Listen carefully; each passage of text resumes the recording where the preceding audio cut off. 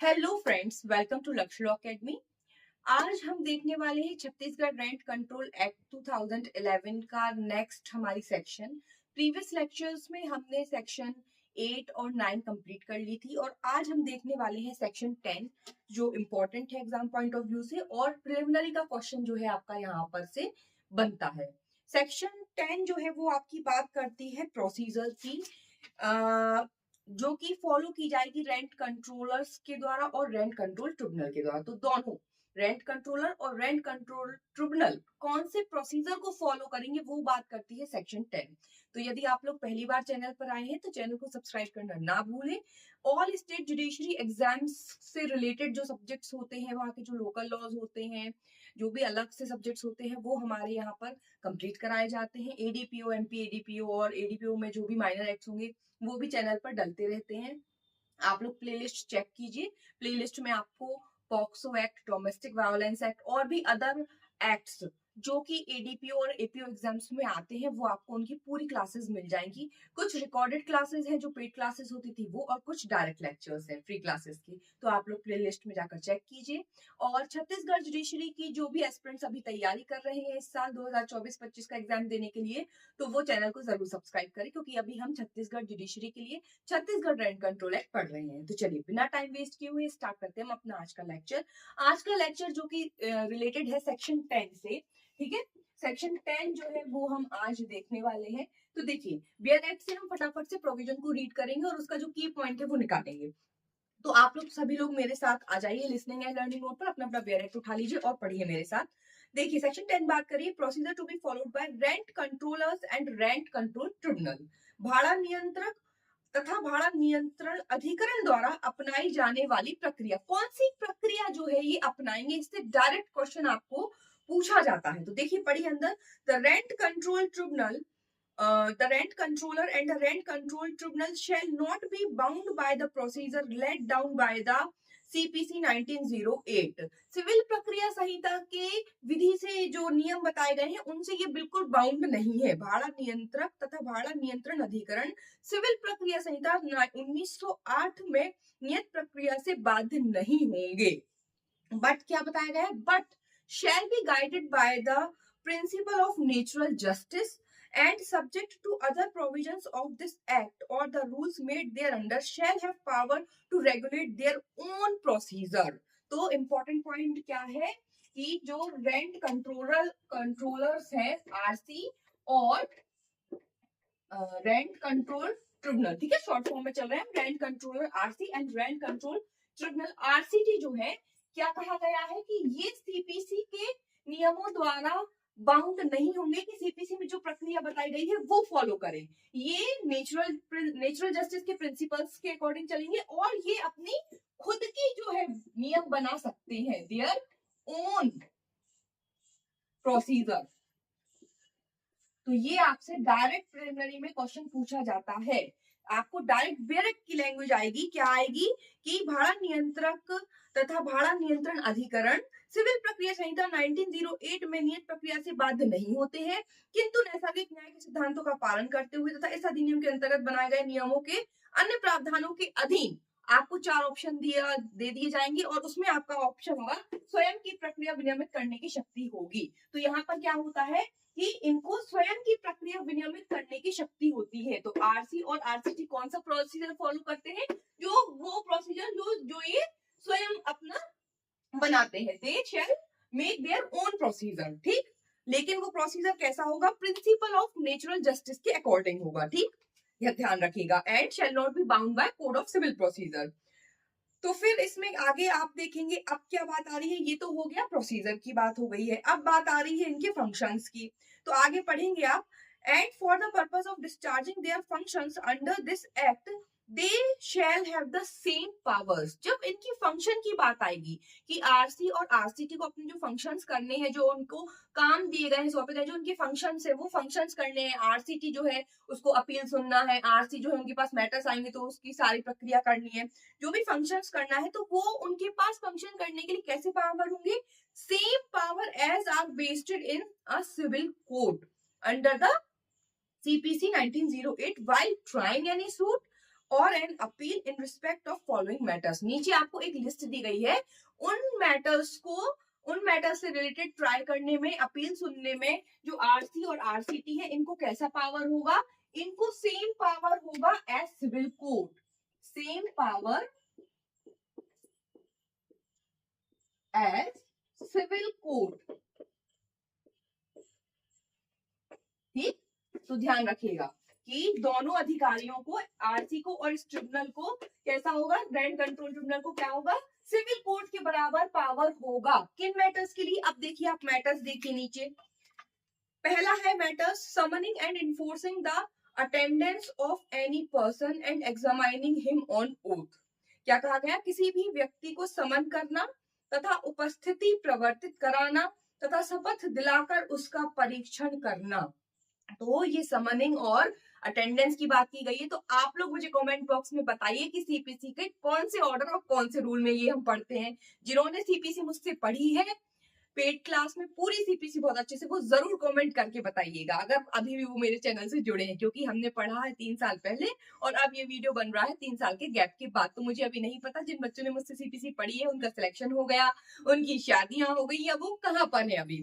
ठीक है, तो अगर आप लोग पुराने स्टूडेंट्स मुझसे जुड़े हैं तो जरूर बताइएगा। ये आपका सीपीसी का एक रिविजन है, और जो नए बच्चे मेरे साथ जुड़ रहे हैं तो वो कोरिलेट करके पढ़िए। ठीक है, आप कोरिलेट करिए। अभी आप इस वक्त ये वीडियो देख रहे हैं, आप कमेंट बॉक्स में अगर आपने सीपीसी पढ़ी और आपको ऑर्डर एंड रूल्स याद है तो आप तुरंत इनके ऑर्डर और रूल्स को क्या कीजिए, कमेंट कीजिए। अगर आपको थोड़ा बहुत धुंधला धुंधला भी याद है तो अभी आप ये क्वेश्चन मत कीजिएगा कि डायरेक्ट में उठा करके देखें, यदि आपने सीपीसी पढ़ी है एक आध बार तो ठीक है, और फिर उसके बाद कमेंट करने के बाद आप फिर डायरेक्ट उठाइए सीपीसी का और आप देखिए कि आपने क्या सही ऑर्डर और रूल बताया है। ठीक है, तो इससे क्या होगा, एक आपका रिवीजन भी हो जाएगा। और जब एक बार आप गलत आंसर अगर यहाँ पर देंगे और फिर डायरेक्ट उठाकर मैच करेंगे, और अगर आप ये देखेंगे कि आपने गलत टिक किया और फिर आप वहां पर करेक्शन करेंगे कि अच्छा इसका ये नहीं ये ऑर्डर था, तो आपको वो कभी नहीं भूलेगा और एग्जाम में कभी गलत नहीं होगा। और यहाँ पर जितने भी ये प्रोसेस, जितने भी ये मैटर्स बताए हैं, ये एग्जाम में सीपीसी से भी क्वेश्चंस बनते हैं।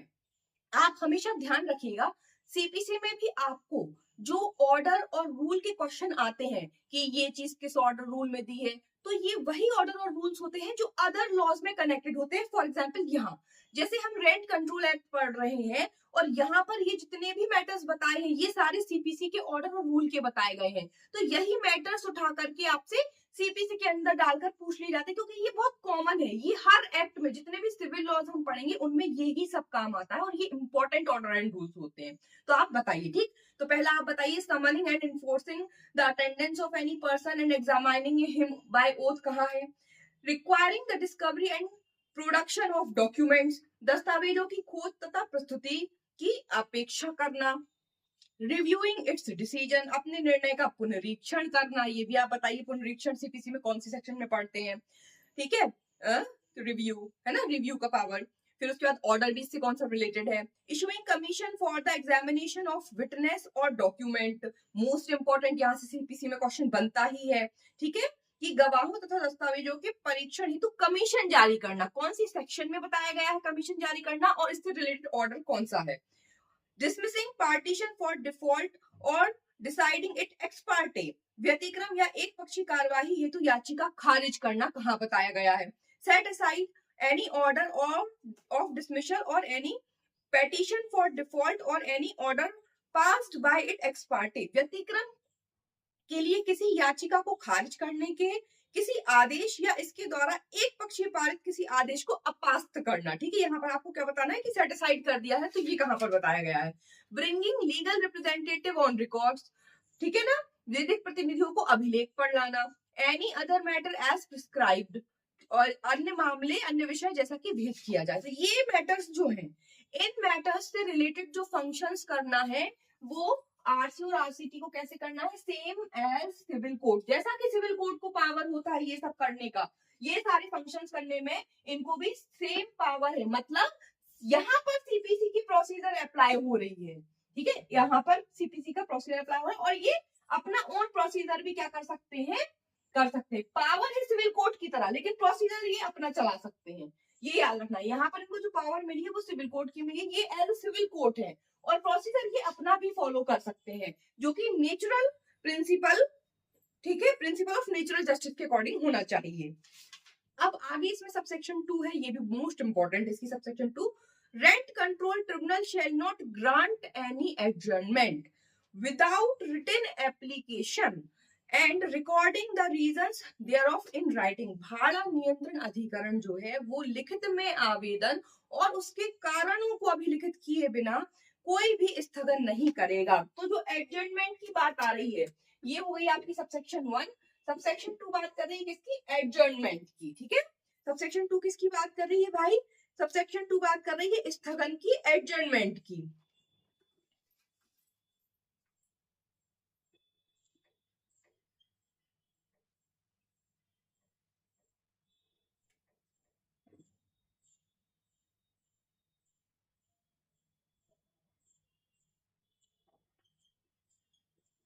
तो यहाँ पर कहा गया है कि कोई भी स्थगन या कोई भी एडजर्नमेंट जो है वो रिटन में ही होना चाहिए,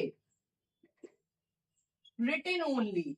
जब वो रिटन में दिया जाएगी एप्लीकेशन, एडजर्नमेंट के लिए एप्लीकेशन रिटन में दी जाएगी तो ही एडजर्नमेंट दिया जाएगा, और जिसमें रीजंस भी लिखित होना चाहिए। रीजंस भी क्या होना चाहिए? अभिलिखित होना चाहिए कि एडजर्नमेंट के क्या कारण है। तो ये दोनों रिटन में होना चाहिए, ये इंपॉर्टेंट है, यहाँ से आपसे पूछा जाएगा क्वेश्चन। अब इसकी सेक्शन 3 है, any procedure before the rent control tribunal और rent control shall deemed to be a judicial proceeding. ठीक, यहाँ से भी आपका प्री का क्वेश्चन बनता है, ये सारे इंपॉर्टेंट है। आपसे सीधा डायरेक्ट की लैंग्वेज से क्वेश्चन बनेगा कि भाड़ा नियंत्रण और भाड़ा नियंत्रण अधिकरण के समक्ष जो कोई भी कार्यवाही होती है वो भारतीय दंड संहिता की इस धारा के अंतर्गत क्या समझी गई है। तो आपको 4 ऑप्शन देंगे, तो आपको याद रखना है कि जो जितनी भी ये जो कार्यवाही है वो क्या समझी गई है? वो समझी गई है आपकी जुडिशियल प्रोसीडिंग। ठीक है, विधिक कार्यवाही मानी गई है। तो यहाँ पर क्या मानी गई है? सारी प्रोसीडिंग जुडिशियल प्रोसीडिंग। अब यहाँ पर आपको आईपीसी के प्रोविजन दिए हुए हैं। आईपीसी के कौन कौन से प्रोविजन दिए गए हैं पेयर एक्ट में? तो देखिए अभी तक यहाँ पर चेंज नहीं हुआ है, अब बीएनएस लागू हो गया है, बीएनएस के प्रोविजंस चलेंगे, लेकिन अभी तक अदर एक्ट्स में कोई अमेंडमेंट नहीं हुआ है। तो आपको अगर एग्जाम में ये क्वेश्चन आता है और वो आईपीसी की सेक्शन ही पूछते हैं तो आपको आईपीसी की सेक्शन ही टिक करके आनी है। अगर वो स्पेसिफिकली बीएनएस वर्ड करके पूछे तो आपको बीएनएस की सेक्शन लगानी है, अदरवाइज आपको बीएनएस की लैंग्वेज के हिसाब से चलना है कि जुडिशियल प्रोसीडिंग आईपीसी की किस किस धारा के अंतर्गत मानी जाएंगी, within the meaning of section 193 and 228। 193, 228 और 196 है ना, and for the purpose of section 196 of IPC. And the rent controller shall be deemed to be a civil code. और क्या कहा गया है? रेंट कंट्रोलर, आरसीटी तो एक अधिकरण है, जो रेंट कंट्रोलर है वो क्या है? सिविल कोर्ट है। रेंट कंट्रोलर को, भाड़ा नियंत्रक को क्या माना गया है? भाड़ा नियंत्रक को माना गया है सिविल न्यायालय। ठीक है, for the purpose of section 175। यहां पर भी आईपीसी की कौन सी सेक्शन के अंतर्गत माना गया है?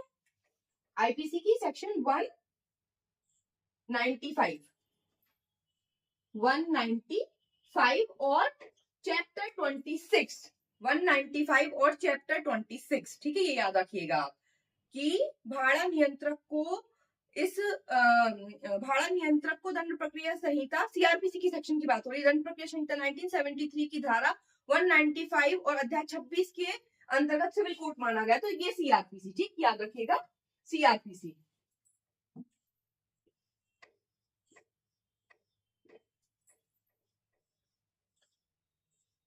और आपका 195 और आपका चैप्टर 26। तो ये आपके सीधे सीधे इस सेक्शन से रिलेटेड प्रिलिमिनरी के क्वेश्चन है, यहाँ पे याद रखेंगे। सेक्शन 10 बात कर रही है प्रोसीजर, जो आरसी और आरसीटी फॉलो करेंगे। वो प्रोसीजर कैसा हो सकता है? देयर ओन प्रोसीजर, ये अपना खुद का प्रोसीजर बना सकते हैं। और ये खुद का प्रोसीजर कैसा होना चाहिए? Principal of natural justice, principal of natural justice के अकॉर्डिंग होना चाहिए। सीआरपीसी का प्रोसीजर यहाँ पर इन पर बाउंड नहीं होगा, है ना, बाउंड नहीं होगा। ये चाहे तो फॉलो कर सकते हैं अपनी मर्जी से, लेकिन बाउंड नहीं है कि ये सीआरपीसी का प्रोसीजर ही फॉलो करें। और इनको पावर होगा सेम, कैसा? एज सिविल कोड का पावर होगा जब ये कौन से मैटर्स देखेंगे, जो हमने लिस्ट देखी, समन करना, कमीशन करना, रिसीवर नियुक्त करना, इन सब में। फिर उसके बाद एडजर्नमेंट जो है वो विदाउट रिटन एप्लीकेशन नहीं होगा और रीजंस भी रिटन में होंगे तो ही एडजर्नमेंट दिया जाएगा। जो प्रोसीडिंग इनके समक्ष चल रही है वो जुडिशियल प्रोसीडिंग मानी जाएगी आईपीसी की सेक्शन 197, 228 और 196 के तहत। और जो आरसी है वो सिविल कोड माना जाएगा सीआरपीसी की सेक्शन 195 और चैप्टर 26 के पर्पस से। तो अब यहाँ पर जो आपका होमवर्क है वो ये है कि जितने भी जो लिस्ट है, जो ये फंक्शन जो है कर रही है आरसी और आरसीटी, सिविल कोड की तरह पावर है और जो फंक्शन कर रहे हैं मैटर में, तो जो लिस्ट हमने देखी, समन करना, रिसीवर को नियुक्त करना, कमीशन जारी करना, परीक्षण करना, तो उनके ऑर्डर और रूल्स आप देखेंगे सीपीसी से। प्लस आईपीसी की ये जो सेक्शन और सीआरपीसी की जो सेक्शन मेंशन है, आप बताएंगे कमेंट बॉक्स में कि अब बीएनएस में ये कौन सी सेक्शन है, अब बीएनएसएस में ये कौन सा चैप्टर है और ये वाली कौन सी सेक्शन है, ये आप कमेंट बॉक्स में बताइए। मैं मेहनत कर रही हूँ, मेरी मेहनत के साथ साथ आप भी मेहनत करेंगे तो आपका एग्जाम 110% क्रैक होगा ही होगा। तो ये कंप्लीट होती है हमारी सेक्शन 10।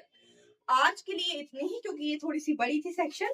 नेक्स्ट वीडियो में हम देखेंगे हमारी सेक्शन 11। अब जो है इसमें थोड़ी बड़ी बड़ी सेक्शन है तो हम सिंगल सिंगल सेक्शन को बहुत अच्छे से पढ़ेंगे और एक एक क्वेश्चन हम देखेंगे। ये सारे पॉइंट्स आपके प्रिलिमिनरी के तैयार है। अगर आप पूरी सेक्शन नहीं पढ़े और ये चार्ट इसकी आप स्क्रीनशॉट लेके रख लें या अपनी कॉपी पेस्ट टाइप का नोट्स बना लें, तो ये आपकी सेक्शन 10 के इंपॉर्टेंट क्वेश्चंस हैं।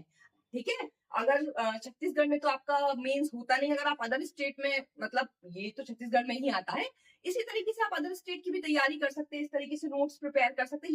ये ही हमारे नोट्स होते हैं जिनके लिए बच्चे जो है बिल्कुल हाई हत्या मचा के रखें कि मैम नोट्स, तो यही नोट्स जब मैं पढ़ाती हूँ तो एक कॉपी पेन लेकर के बैठा कीजिए, जब भी आप वीडियो देख रहे हैं तुरंत उस सेक्शन के नोट्स प्रिपेयर कर लीजिए।